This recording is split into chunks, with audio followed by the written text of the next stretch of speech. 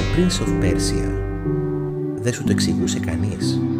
Δεν είχε tutorials, δεν είχε minimap, δεν σου έλεγε τι να κάνεις. Έπρεπε να το μάθεις μόνος σου, με το δύσκολο τρόπο. Τότε ήμουν παιδί και κάθε άλμα ήταν ρίσκο. Ο χρόνος μετρούσε αντίστροφα, όχι σαν τώρα, που μπορείς απλώς να ξαναφορτώσεις το παιχνίδι. Έκανες λάθος, ξανά από την αρχή. Και όμως δεν θυμόμαι, μάθαινα. Τώρα το σκέφτομαι και καταλαβαίνω γιατί διαφέρει τόσο από τα σημερινά παιχνίδια. Σήμερα όλα είναι γρήγορα, φωνάζουν, σου δείχνουν το δρόμο. Τότε απλώς σιωπή, κίνηση, σκέψη. Το Prince of Persia δεν ήθελε τα αντανακλαστικά σου, ήθελε την υπομονή σου.